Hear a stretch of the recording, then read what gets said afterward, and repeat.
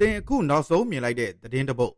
ဒါမှမဟုတ်ဖတ်လိုက်တဲ့ post တစ်ခုကိုမှန်တယ်လို့ဘာကြောင့်ချက်ချင်းယုံကြည်လိုက်တာလဲ။ကြတော့ကျွန်တော်တို့ရဲ့အုံနောက်ဟာနေ့စဉ်နဲ့အမျှအလိညာတွေဗတ်လိုက်မှုတွေနဲ့မှားယွင်းတဲ့အချက်လက်တွေရဲ့တိုက်ခိုက်ခြင်းကိုခံနေရပါတယ်။ဒီအသိပညာစစ်ပွဲမှာတင့်ကိုအကာအကွယ်ပေးနိုင်မဲ့တစ်ခုတည်းသောလက်နက်က critical thinking ပါ။လူအများစုကဒါကိုဝေဖန်ပိုင်းခြားတာလို့ပဲရိုးရိုးလေးနားလည်ထားကြပါတယ်။ဒါပေမဲ့ဒါဟာတခြားသူကိုအပြစ်တင်တာမဟုတ်ဘူး။အမားလိုက်ရှာတာမဟုတ်ဘူး။ဒါဟာဉာဏ်ပညာရှိနဲ့မေခွန်းထုတ်တတ်တဲ့အတတ်ပညာတစ်ခုပါ။သတင်းချက်လက်တွေပေါများလုံးတဲ့ဒီခေတ်ကြီးထဲမှာ critical thinking မရှိတဲ့လူဟာမြည်ရည်စည်းကြောင်းနဲ့မျောပါသွားတဲ့တစ်ဆက်လေးလိုပါပဲ။ရေစီးရာကိုလိုက်ုံကလွဲလို့ဘာမှမတတ်နိုင်ဘူး။ဒါပေမဲ့ critical thinking ရှိတဲ့သူကတော့ရေစီးကိုစန့်ကျင်ပြီးလှေလော်နိုင်တဲ့သူပါ။သူတို့ကအမှန်နဲ့အမှားကိုတေချာခွဲခြားတတ်တယ်။တစ်ဖက်သက်ပြောစကားတွေကိုမျက်စိမိတ်ယုံကြည်မဲ့အစား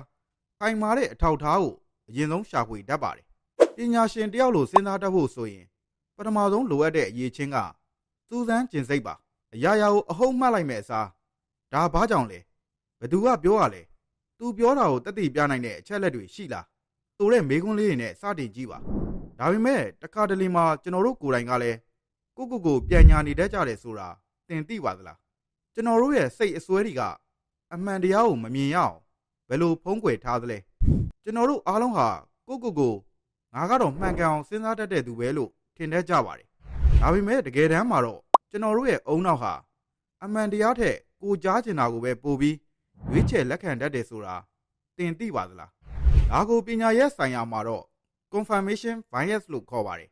ကျွန်တော်တို့ဟာကိုယုံကြည်ထားတဲ့အယူဆနဲ့ကိုက်ညီတဲ့အချက်လက်တွေကိုပဲအဟုတ်မှတ်ပြီးကို့အမြင်နဲ့မတူတာတွေကိုကြတော့မှန်ဘူးလို့အလိုလျောက်ပယ်ချမိတတ်ကြတယ်ဒါဟာ critical thinking ရဲ့အကြီးမားဆုံးရန်သူပါပဲကျွန်တော်တို့ဟာအမှန်တရားကိုရှာနေတာလားဒါမှမဟုတ်ကိုမှန်နေဆိုတာကိုတတ်သိပြဖို့ကြိုးစားနေရလားဒါကိုအရင်ဆုံးခွဲခြားတတ်ဖို့လိုပါတယ်ဒါကြောင့် critical thinker တယောက်ရဲ့ဒုတိယခြေလှမ်းကတော့ကိုပြန်လည်မေးခွန်းထုတ်ခြင်းပါတစ်ခုခုကိုဆုံးဖြတ်တော့မယ်ဆိုရင်ဒီမေးခွန်း၃ခုကိုအမြဲမေးပါနံပါတ်1ငါဒါကိုယုံကြည်နေရလားဒါမှမဟုတ်တကယ်ပဲအထောက်ထားခိုင်လုံလို့လားနံပါတ်2ငါရဲ့စိတ်ခံစားမှုတွေကငါရဲ့အမြင်ကိုဖုံးလွှမ်းနေသလား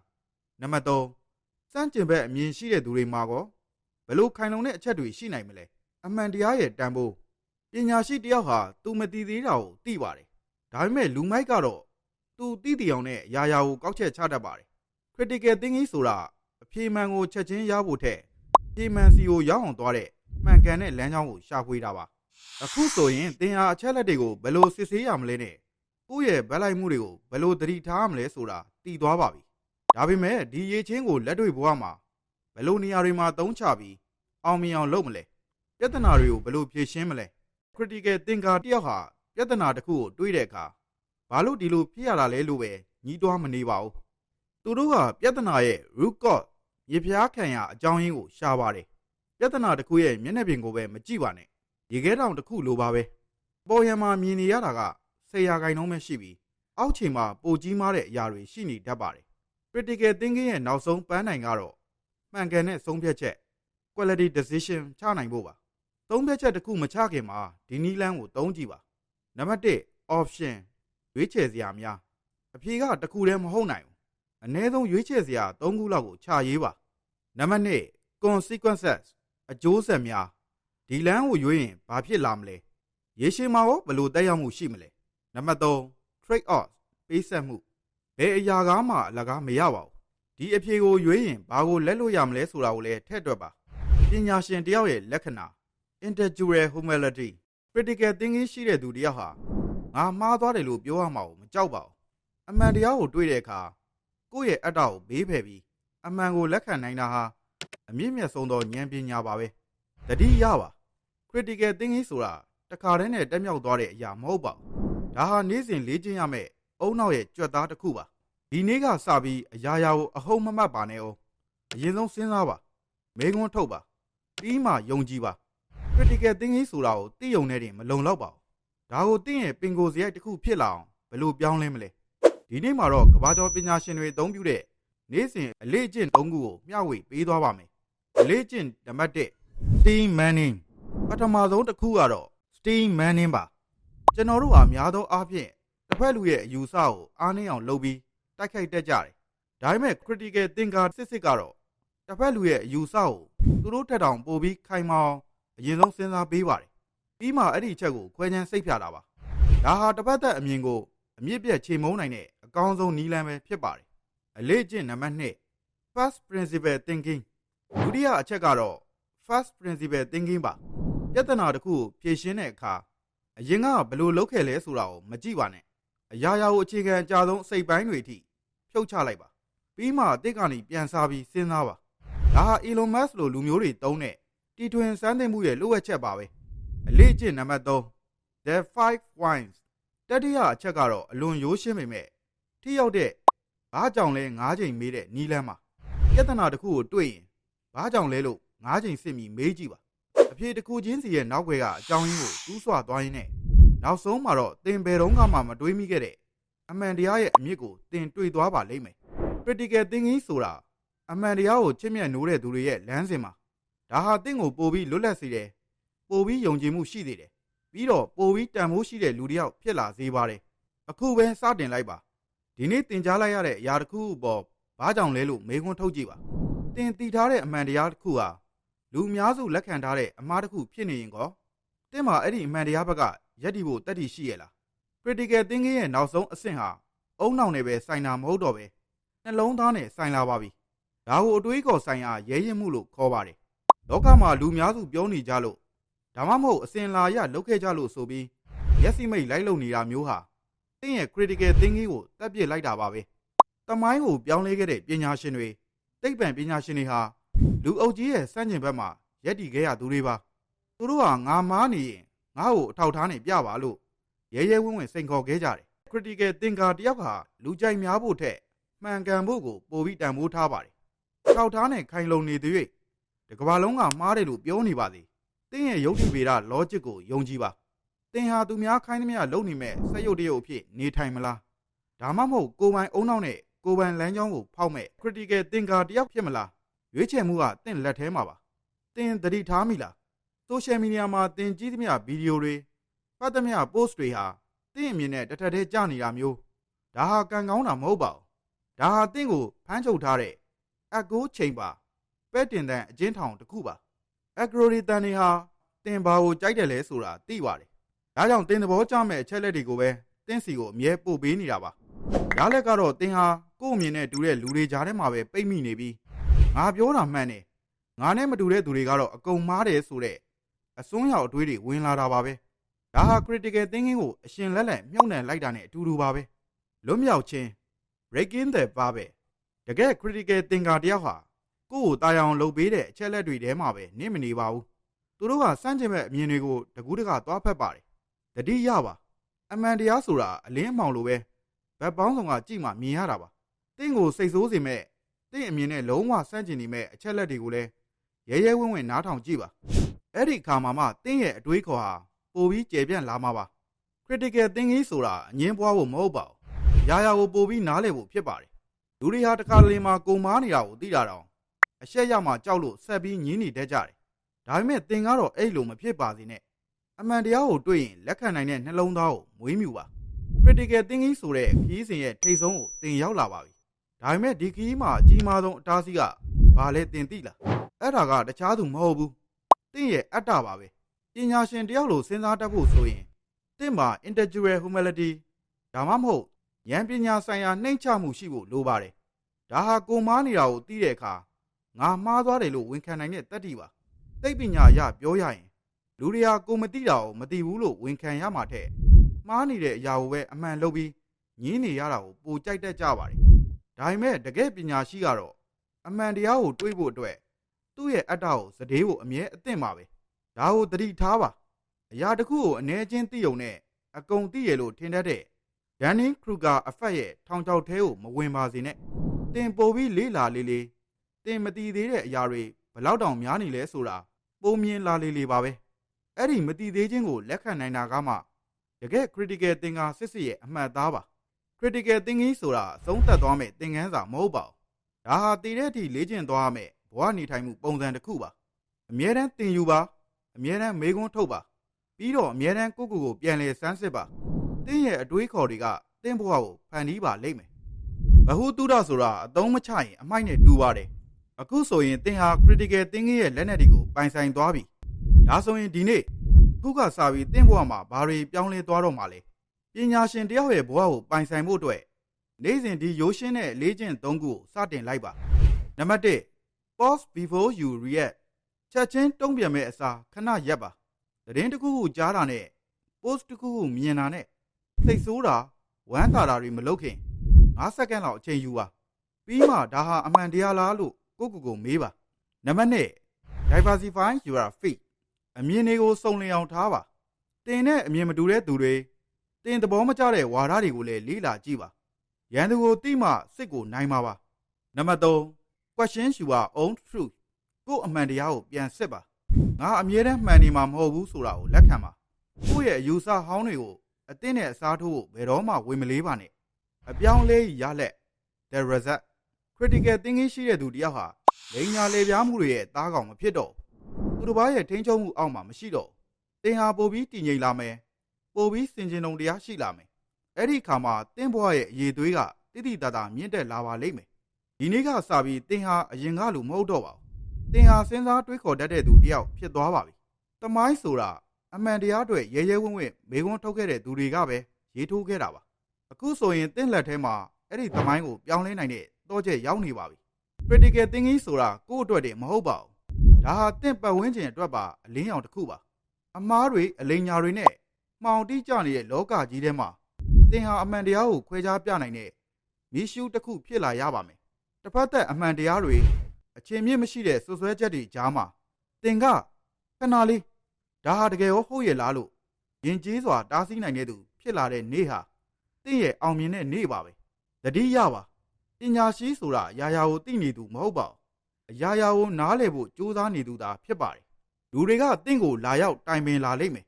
သင်ရဲ့တည်ငြိမ်မှုနဲ့စင်ကြယ်တုံတရားကိုသူတို့အားကိုးလာလိမ့်မယ်အဲ့ဒီခါမှာအတ္တကိုရှေ့မတင်ပါနဲ့အမှန်တရားကိုပဲရှေ့တင်ပါဒါဟာ critical thinker တယောက်ရဲ့အဆင့်မြင့်ဆုံးသောကျင့်ဝတ်ပါပဲ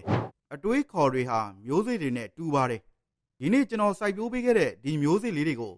သင်ရဲ့လက်တွေ့ဘဝမှာတေချာဂယူးစိုက်ပျိုးထောင်ပေးပါနောက်တစ်ချိန်မှာဝေဖန်ပိုင်းခြားနိုင်စွမ်းရှိတဲ့အမှန်တရားကိုမြင်လို့တဲ့မျိုးဆက်သစ်တွေပေါ်ထွက်လာဖို့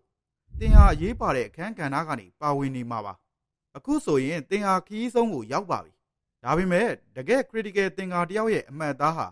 သူဘာတွေသိတယ်လဲဆိုတာမှရှိတာမဟုတ်ပဲသူဘယ်လိုအသက်ရှင်နေထိုင်တယ်လဲဆိုတာမှပဲရှိပါတယ် critical thinking ဆိုတာသင်ကိုအေးဆက်တဲ့စက်ရုပ်တရုပ်ဖြစ်လာစေဖို့မဟုတ်ပါဘူးအရာရာကိုယုတ်တိဗေဒနဲ့ပဲတိုင်းတာပြီးနှလုံးသားမပါတဲ့သူဖြစ်လာဖို့လည်းမဟုတ်ပါဘူး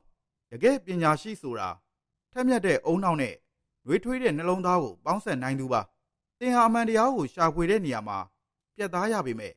လူသားချင်းစာနာထောက်ထားတဲ့နေရာမှာတော့နူးညံ့ရပါမယ်လောကမှာအရာရာဟာအဖြူနဲ့အမဲပဲရှိတာမဟုတ်ဘူးဆိုတာကိုနားလည်ပေးပါဓာတ်တွေကမိခိုးရောင်နယ်ပယ်တွေကိုမြင်အောင်ကြည့်နိုင်ခြင်းဟာ critical thinking ရဲ့အမြင့်ဆုံးအဆင့်ပါပဲတစ်ဖက်လူရဲ့အမှားကိုထောက်ပြရုံနဲ့မဟုတ်ပဲအဲ့ဒီအမှားရဲ့နောက်ွယ်ကအကြောင်းရင်းကိုနားလည်ပေးနိုင်တဲ့အတတ်ပညာဟာသင်ကိုပိုပြီးမြင့်မြတ်တဲ့လူသားတစ်ယောက်ဖြစ်လာစေမှာပါ critical thinking ရဲ့သင်ခန်းစာကတော့ကိုအမြဲတမ်းပြိုးထောင်ပါဆိုတာပါပဲဒီနေ့သင်ဟာမနေ့ကထက်ပိုပြီးပွင့်လင်းတဲ့စိတ်ရှိလားဒီနေ့သင်ဟာမနေ့ကထက်ပိုပြီးမေခွန်းထုတ်တတ်ပြီလားဒီနေ့သင်ဟာမနေ့ကထက်ပိုပြီးအမှန်တရားကိုမျက်နှိုးပြီလားအကယ်၍ဟုတ်တယ်ဆိုရင်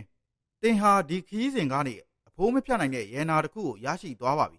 ဒါပေမဲ့သင်ရဲ့စဉ်းစားတွေးခေါ်မှုခရီးစဉ်ကတော့အခုမှစတင်တာပါသင်ရှောက်မဲ့လမ်းတိုင်းမှာအသိဉာဏ်အလင်းနိုင်တွေထူးညီနိုင်ပါသေးသင်ဟာ critical thinking ကိုအဆုံးထိတက်မြောက်သွားပြီလို့ထင်နေသလားကြတော့ဒါဟာအဆုံးသတ်မဟုတ်ပါဘူးဒါဟာအစသာဖြစ်ပါတယ်တကယ် critical thinking ဆိုတာပန်းနိုင်တစ်ခုမဟုတ်ဘူးအမြဲတမ်းလည်ပတ်နေတဲ့စက်ဝိုင်းတစ်ခုပါသင်အမှန်တရားတစ်ခုကိုတွေးလိုက်တိုင်းအဲ့ဒီအမှန်တရားရဲ့နောက်ွယ်မှာနောက်ထပ်မေခွန်းသစ်တွေရှိနေပါသေးတယ်ပညာရှိလေကိုမသိတာတွေပုံများနေမှန်းသိလာလေပါပဲအဲ့ဒီမသိခြင်းကိုလက်ခံပြီးဆက်လက်ရှာဖွေနေတာဟာ critical thinking ရဲ့ infinite law ပဲဖြစ်ပါတယ်ဒီကဘာကြီးဟာစက္ကန့်နဲ့အမျှပြောင်းလဲနေပါတယ်မနေ့ကအမှန်တရားဟာဒီနေ့မှအမှားဖြစ်သွားနိုင်တယ်ဒါကြောင့်သင်ရဲ့အတွေးခေါ်တွေကို update လုပ်ဖို့ဘယ်တော့မှမကြောက်ပါနဲ့ငါအရင်ကဒီလိုပြောခဲ့ဘူးလို့အခုလဲဒီတိုင်းပဲဆက်ယုံရမယ်ဆိုတဲ့စိတ်ဓာတ်ဟာသင်ကိုတန်ကြီးတက်သွားစေပါလိမ့်မယ် critical thinker တယောက်ဟာအချက်လက်အသစ်တွေပေါ်မူတည်ပြီး ကို့အမြင်ကိုရဲဝံ့ဝံ့ပြောင်းလဲနိုင်တဲ့ပြောင်းလဲပြင်လွယ်ရှိတဲ့အုံနောက် flexible mind ကိုပိုင်ဆိုင်ထားရပါမယ်အခုဒီဗီဒီယိုကိုကြည့်နေတဲ့သင်ဟာသာမန်လူတစ်ယောက်မဟုတ်တော့ပါဘူးသင်ဟာအမှန်တရားကိုတန်ဖိုးထားတဲ့အကျိုးအကြောင်းကိုဦးစားပေးတဲ့တွေးခေါ်မျိုးဆက်သစ်တစ်ယောက်ဖြစ်သွားပါပြီဒီဗီဒီယိုတစ်ခုလုံးမှာကျွန်တော်ပေးခဲ့တဲ့လက်နက်တွေကိုတန်ကြေးမတက်ပါစေနဲ့နေ့စဉ်ဘဝမှာထုတ်သုံးပါမေခွန်းထုတ်ပါစမ်းစစ်ပါပြီးတော့ပုံမကောင်းမွန်တဲ့ကဘာကြီးကိုတီဆောက်ပါဒါပေမဲ့သင်ရဲ့ဘာကြောင့်လဲဆိုတဲ့မေခွန်းတန်ကတော့ဘယ်တော့မှမရက်တတ်ပါဘူးသင်တစ်ခါတလေသတိထားမိလားအသိပညာအရှိဆုံးလူတွေဟာအတန်အကျယ်ဆုံးလူတွေမဟုတ်ကြဘူးသူတို့ဟာငင်းခုန်တွေကြားမှာငြိမ်သက်ခြင်းကိုလက်နက်တစ်ခုလိုအသုံးချတဲ့ကြသူတွေပါ critical thinking ရဲ့အထို့အထိပ်ကတော့ရာရာကိုပါဝင်ပတ်သက်ခြင်းမရှိဘဲဘေးကနေကြည်နိုင်ခြင်းပါပဲလူအများစုကစကားတခွန်းကြားလိုက်တာနဲ့ချက်ချင်းတုံ့ပြန်ဖို့ကြိုးစားကြတယ်ဒါပေမဲ့မာစတာတယောက်ကတော့လေးလာမှုပါတယ်သူဟာတစ်ဖက်လူရဲ့ဒေါသဗက်လိုက်မှုနဲ့မောဟတွေကိုမြင်နေရပေမဲ့အဲ့ဒီလိုင်းလုံးတွေကြားမှာသူ့ရဲ့စိတ်ကိုငြိမ်သက်စွာထားရှိနိုင်ပါတယ်ဒါဟာဉာဏ်ပညာရှိသောငြိမ်သက်ခြင်းပါပဲတခါတလေမှာအမှန်တရားဆိုတာစကားလုံးတွေနဲ့ရှင်းပြလို့မရဘူးဖြစ်ပျက်တွေရဲ့ဆက်ဆက်မှုလူတွေရဲ့မျက်နှာဖုံးတွေနဲ့လောကရဲ့နိယာမတွေကိုငြိမ်သက်စွာကြည့်နေခြင်းကနေပဲဖြေတွေထွက်လာတတ်ပါတယ်စကားတွေအများကြီးပြောနေမဲ့အစားနားထောင်ပါအချက်လက်တွေကိုစုဆောင်းပါပြီးတော့သင်ရဲ့အုံနောက်ထဲမှာအမှန်တရားရဲ့ပုံရိပ်လွှာကိုအေးအေးဆေးဆေးတည်ဆောက်ပါသင်ရဲ့တိတ်ဆိတ်မှုဟာသင်ရဲ့အသိဉာဏ်ကိုပိုပြီးနှက်ဆိုင်စေပါလိမ့်မယ် critical thinking ဆိုတာအမှားတွေကိုလိုက်អော်နေဖို့မဟုတ်ပါဘူးကိုယ်တိုင်ကအမှန်တရားရဲ့လမ်းပေါ်မှာငြိမ်သက်စွာရှောက်လန်းနေဖို့ပါအခုဆိုရင်သင်ဟာစကလုံးတွေရဲ့အလွန်အတွေးတွေရဲ့အလွန်မှာရှိတဲ့အသိပညာကိုမြင်နိုင်တဲ့အထိရင့်ကျက်သွားပါပြီကျွန်တော်တို့ဟာ critical thinking လက်နက်တွေကိုကင်ဆွဲပြီးကဘာကြီးကိုမေခွန်းထုတ်ခဲ့ကြတယ်ဒါပေမဲ့အဲ့ဒီလက်နက်တွေကသင်ကိုနောက်ထပ်မာနဆိုတဲ့အကျဉ်းထောင်တစ်ခုတည်းပြန်ပိတ်မိသွားစေနိုင်ပါတယ်တကယ် critical thinking ဆိုတာကိုတည်ထားတဲ့ယူဆဟောင်းတွေကိုဆွဲကင်ထားတဲ့အမှန်တရားတွေကိုမှားနေမှန်းသိတဲ့အခါရဲဝံ့ဝံ့စွန့်လွတ်လိုက်ခြင်းပါပဲဒါဟာမှန်တစ်ချက်ပေါ်ကဖုံတွေကိုတုတ်တင်လိုက်သလိုပါပဲဖုံတွေမရှိတော့မှသာကဘာကြီးကိုအရှိတိုင်းသင်မြင်နိုင်မှာပါသင်ဟာအရာရာကိုသိဖို့ကြိုးစားနေရလားဒါမှမဟုတ်အရာရာကိုရှင်းရှင်းလင်းလင်းမြင်ဖို့ကြိုးစားနေရလား critical thinker စစ်ဟာတခါတလေပါဘာမှမသိသေးတဲ့ကလေးတစ်ယောက်လိုစိတ်မျိုး beginner's mind ကိုပြန်ထားတတ်ကြပါတယ်ဒါမှသာဗက်လိုက်မှုတွေမပါဘဲအမှန်တရားအသစ်တွေကိုထပ်မံလက်ခံနိုင်မှာဖြစ်လို့ပါသင်သိခဲ့သမျှတွေကိုခဏလောက်ဘေးဖယ်ထားလိုက်ပါပြီးတော့လောကကြီးကိုအခုမှစမြင်တဲ့ကလေးတစ်ယောက်လိုပြန်ကြည့်ပါအဲ့ဒီအချိန်မှာခံစားရတဲ့လွတ်လပ်မှုဟာ critical thinking ရဲ့စစ်မှန်တဲ့ရလဒ်ပါပဲခုနပြောသွားသလိုမှန်တဲ့ချက်ပေါ်ကဖုံတွေကိုတုတ်တင်ပြီးတဲ့နောက်သင်ဟာဘာမှမရှိတော့တဲ့အလွတ်အခြေအနေကိုရောက်သွားပါပြီဒါပေမဲ့ဒါဟာရှောက်လန်းမှုရဲ့အဆုံးသတ်မဟုတ်ပါဘူးဒါဟာသင်ရဲ့ကိုယ်ပိုင်မှန်တရားကိုစတင်ဖန်တီးရမယ့်အချိန်ပဲဖြစ်ပါတယ်ပြန်လည်တည်ဆောက်ခြင်း The Architect of Thoughts critical thinking ဆိုတာအမှားတွေကိုဖျက်ထုတ်ဖို့တင်မဟုတ်ပါဘူးခိုင်မာတဲ့အသိပညာအစာအုပ်တစ်ခုကိုပြန်လည်တည်ဆောက်ဖို့လည်းဖြစ်ပါတယ်အခုသင်မှာဘာမှမရှိတော့တဲ့အတွက်သင်ဟာဘသူရဲ့ဝါဒဘသူရဲ့အတွေးခေါ်ကိုမှအလကားမယူတော့ပါဘူးသင်ဟာအခြေခံအကြဆုံးအုံမြစ်တွေကနေစပြီးကိုယ်တိုင်ပြန်လည်စဉ်းစားပါတယ်သင်ကိုယ်တိုင်စစ်ဆေးပြီးသာ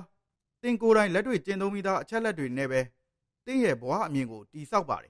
ဒါဟာလွတ်လပ်သောဖန်တီးသူတစ်ယောက်ရဲ့အလုပ်ပဲဖြစ်ပါတယ်လောကကြီးမှာအဓိပ္ပာယ်ဆိုတာအသင့်ရှိနေတာမဟုတ်ပါဘူးကျွန်တော်တို့ရဲ့ critical thinking ကပဲအဓိပ္ပာယ်တွေကိုဖန်တီးတာပါပြဿနာတစ်ခုကိုတွေးတဲ့အခါဒါဟာကံကြမ္မာပဲလို့လက်ခံမဲ့အစားဒီပြဿနာကနေငါဘာသင်ယူနိုင်မလဲငါဘယ်လိုပြောင်းလဲနိုင်မလဲဆိုတဲ့အဓိပ္ပာယ်တွေကိုသင်ဖန်တီးတတ်လာပါတယ်အဲ့ဒီအချိန်မှာသင်ဟာပတ်ဝန်းကျင်ရဲ့ရိုက်ခတ်မှုအောက်မှာရှိနေသူမဟုတ်တော့ပဲပတ်ဝန်းကျင်ကိုပြန်လဲပုံဖော်သူဖြစ်လာပါလိမ့်မယ်မနေ့ကအထိသင်ဟာဝေဖန်သူတူပါဒီနေ့မှာတော့သင်ဟာဖန်တီးသူတူဖြစ်သွားပါပြီဗလာစာရွက်ပေါ်မှာသင်ဘဝရဲ့အခန်းကဏ္ဍအသစ်ကိုသင်ကိုယ်တိုင်ရေးထိုးပါသင်ရဲ့အတွေးခေါ်တွေဟာသင်ရဲ့ကဘာအသစ်ကိုဖန်တီးပါလိမ့်မယ်ယုတ်တိဗေဒလောဂျစ်ရဲ့အဆုံးသတ်မှာဘာရှိမလဲသင်သိပါသလားရာရာကိုကွဲချမ်းစိတ်ပြပြီးရဲ့နောက်ဆုံးမှကြံရိပ်ခဲ့တာကတော့သင်ရဲ့ပင်ကိုယ်သိစိတ် intuition ပါပဲလူအများစုက critical thinking ကိုအုံနောက်တက်လို့ပဲထင်ကြပါတယ်ဒါပေမဲ့ပညာရှင်စစ်တွေဟာအုံနောက်ရဲ့ယုတ်တိနဲ့နှလုံးသားရဲ့ပင်ကိုယ်သိကိုဟန်ချက်ညီအောင်ပေါင်းဆက်တတ်ကြပါတယ် logic ကသင်ကိုအမှားတွေမလုံးမိအောင်တားဆီးပေးပြီး intuition ကတော့သင်ကိုမှန်ကန်တဲ့လမ်းကြောင်းစီခုန်ကူးနိုင်အောင်တွန်းအားပေးပါတယ်တကူတည်းနဲ့တည်းမလုံလောက်ပါဘူး logic မပါတဲ့ပင်ကိုယ်သိစိတ်ဟာမြက်ကန်းဖြစ်နေတတ်တယ်လို့ပင်ကိုယ်သိစိတ်မပါတဲ့ logic ဟာလည်းအသက်မဲ့နေတတ်ပါတယ် critical thinking ကိုအ ဆုံးထိလေ့ကျင့်ပြီးတဲ့အခါတင်းရဲ့ပင်ကိုတီးစိတ်ဟာရင်ကားထက်ပိုပြီးထက်မြက်လာပါလိမ့်မယ်ဒါကိုလေ့ကျင့်ထားသောပင်ကိုတီးစိတ်လို့ခေါ်ပါတယ်အချက်လက်တွေကတဝက်ပဲပြနေချိန်မှာတော့ဘယ်လမ်းကိုရွေးရမလဲဆိုတာတင်သိနေပါလိမ့်မယ်ဘာကြောင့်လဲဆိုတော့တင်းရဲ့အုံနောက်ကနောက်ွယ်မှာချက်လက်ပေါင်းထောင်ချီကိုအလိုလျောက်စစ်ဆေးပြီးသားဖြစ်နေလို့ပါဒါဟာ critical thinking ရဲ့အထို့ထိပ်ဉာဏ်ပညာပါပဲအခုဆိုရင်သင်ဟာခွဲခြမ်းစိတ်ဖြာဓာတ်ယုံတွေမကပဲအလုံးစုံကိုခြုံငုံကြည့်တတ်တဲ့ holistic view မြင်ကွင်းကိုရရှိသွားပါပြီအုံနောက်နဲ့နှလုံးသားကိုတစ်ထပ်တည်းကြအောင်ထားပါ